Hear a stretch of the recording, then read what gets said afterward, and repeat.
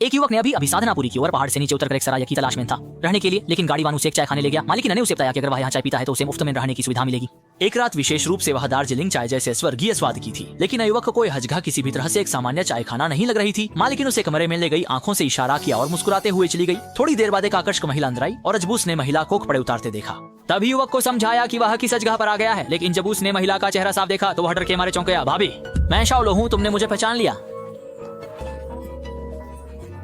असल में उसके बड़े भाई की जुआ खेलने की आदत थी, जिसने सारी संपत्ति खो दी और फिर भाभी को ग्राहक ओं को लाने के लिए मजबूर किया। अगर वह थोड़ी भी विरोध करती तो उसे बुरी तरह से पीटा जाता। इसी बीच कुछ डाकू चाय खाने में घुस आए और भाभी को बाहर बुलाने लगे। युवक ने देखा कि वे अच्छे इरादे से नहीं आए हैं, तो उसने जबरदस्ती भाभी को वहां से ले जाने की कोशिश की, लेकिन भाभी जानती थी कि वे शहर के सबसे बड़े गिरोह तियानवांग के लोग हैं, जिनसे पंगा लेना मुश्किल है। इसलिए उसने युवक को पहले जाने की सलाह दी और खुद वहीं रुक गई संभालने के लिए।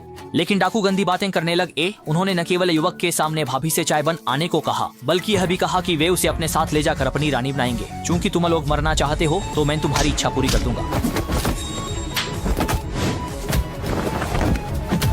देखकर कि सामने वाला एक प्रशिक्षित व्यक्ति है, डाकू का सरदार भी गंभीर हो गया। उसने दोनों हाथ उनसे एक ड्रैगन क्लॉ चाला का इस्तेमाल किया, लेकिन युवक ने उसे घूंसा मारा, जिससे वह लगभग गिर गया। नीचे गैलिंग पर क्लिक करके पूरी कहानी देख सकते हैं।